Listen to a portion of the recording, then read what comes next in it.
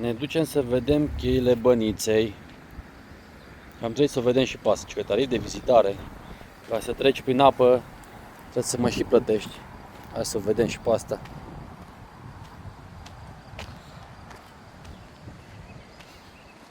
Ia să vedem cum e pe aici.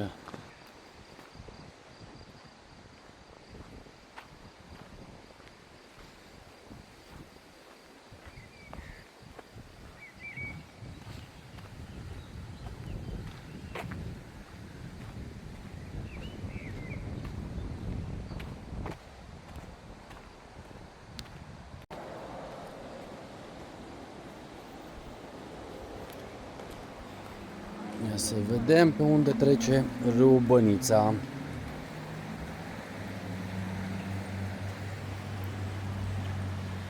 Un râu micuț deocamdată. Oh, pare interesant. Hai să vedem.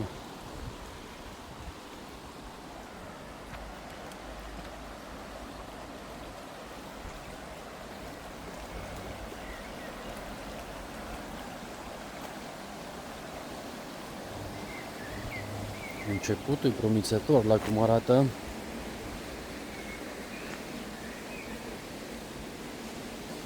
Da, frumușel.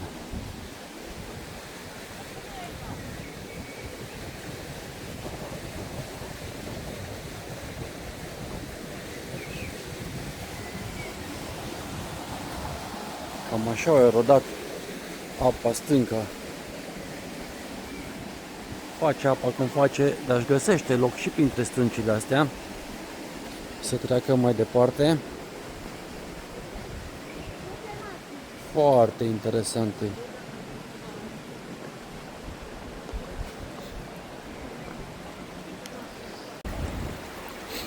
Acces e un pic dificil, adică nu este nimic prea amenajat aici.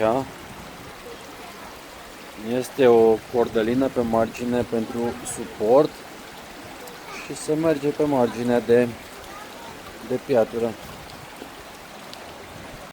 Să încercăm să ne mai ducem un picuț, dar nu ne ducem prea mult pentru că nu suntem echipați adecvat pentru astfel de locuri. Văd că noi de obicei nu suntem echipați adecvat. Încă noi plecăm la o plimbare ușoară pe undeva și ajungem și prin locuri cam neprogramate, să zicem. Pe lângă asta, mai și cu copil, nu ne băgăm pe oriunde. Să încercăm să mai mergem un pic, așa încet, începuț.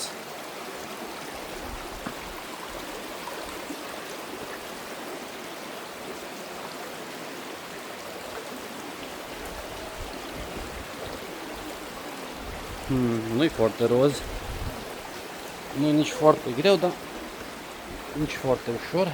Trebuie un pic de atenție pe aici.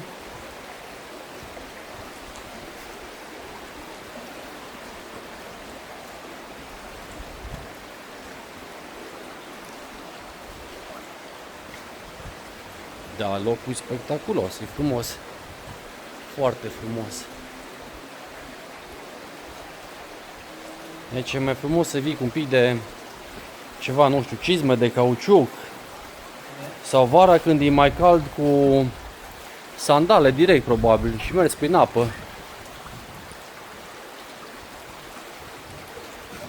Locul e foarte frumos. Păi o să cazi în apă, știi, nu? Să vedem aici. Curajos și eu nu mă mai bag, că nu vreau să mă ud. Și nu pot să mă duc nici cu o mână cu telefonul în mâna cealaltă.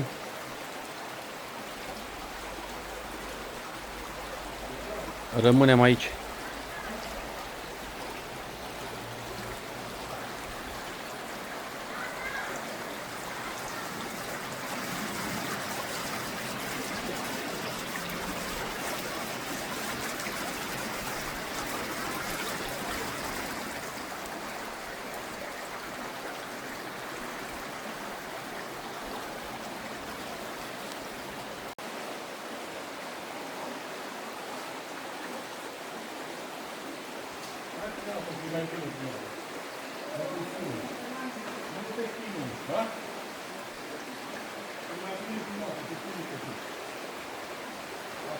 Interesant.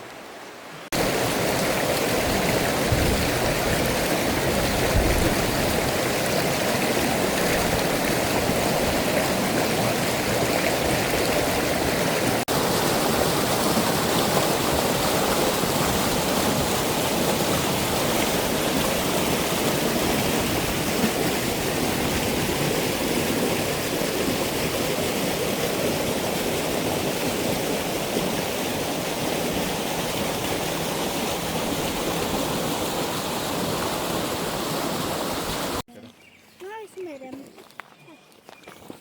Peștera Bolii, nu Boii, da? Să vedem încă ceva. Boi înseamnă băiat, adică peștera. Păi Bolii. Peștera băiat. Căței, Scris mulți acolo, căței. peștera băiatul scris acolo. Asta am scris eu. Vedem dacă mai reușim să mai vedem ceva sau nu, căci că se închide. Noi tot așa facem. Nu prea ajungem la timp. Da, e frumos aici. Frumos, păcat că am ajuns un pic cam târziu.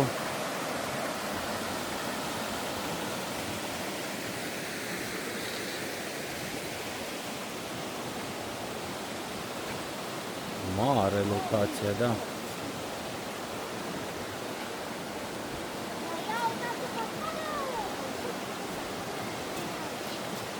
Olele, olele, olele, olele. Olele!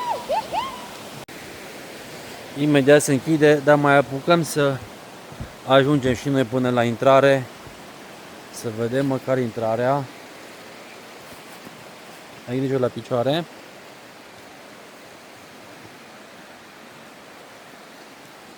O să vedem aici. Și că imediat se închide. Hai, hai. Apare ce scrie, dar hai, lasă. Peștera Bolii scrie acolo.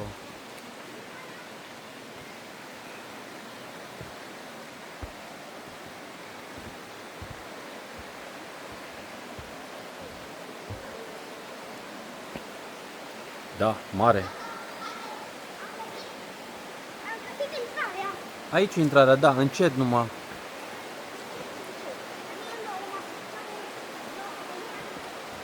Hai, repede, că imediat se închide peștera.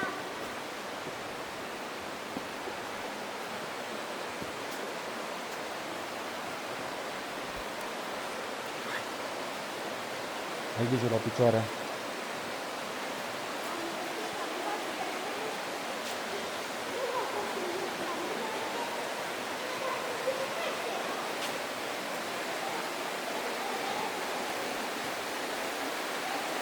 Da, e frumoasă peștera. Amenajat. Uite ce pod frumos.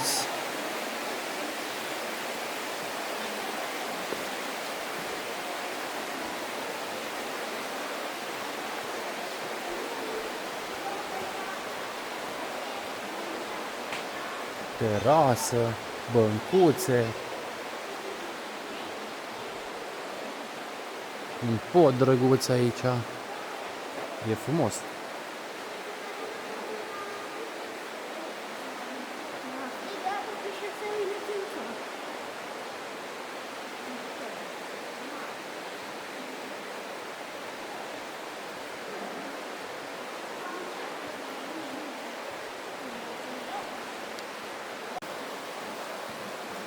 Să ne mai ducem un minuțel, dar nu prea mult.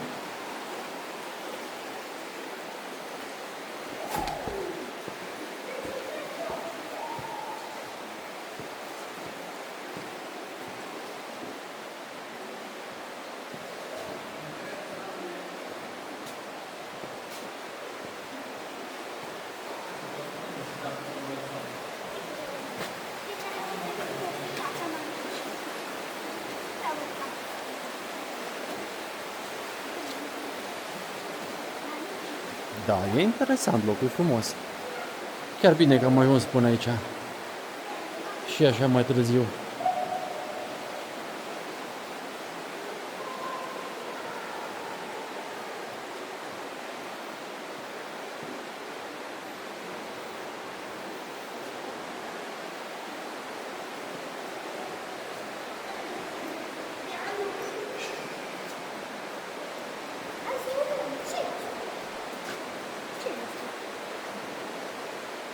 Un loc de rugăciune.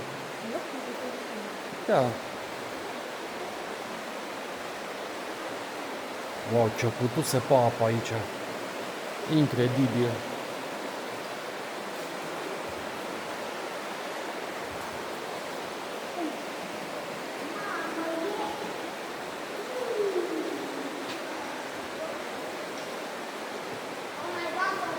Gata, no, ne întoarcem. Acum ne mai întoarcem. Ne-au zis că închide.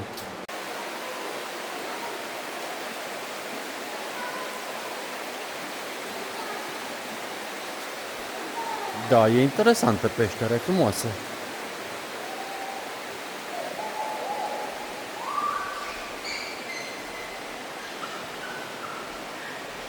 Și foarte mare.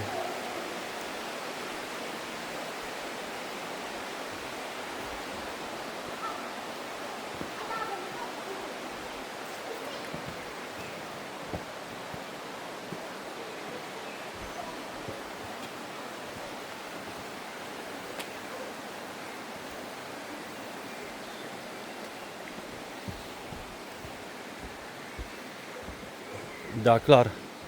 Aici o să mai revenim, că este frumos. Mai venim și cu altă ocazie. Poate chiar să stăm mai mult și să vedem mai mult din această locație.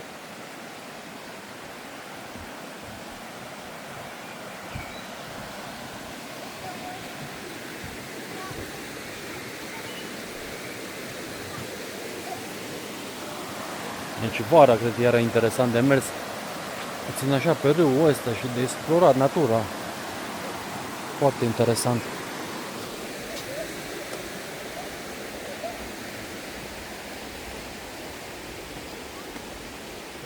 Bine, cam asta a fost și de la peștera Bolii. Salutare!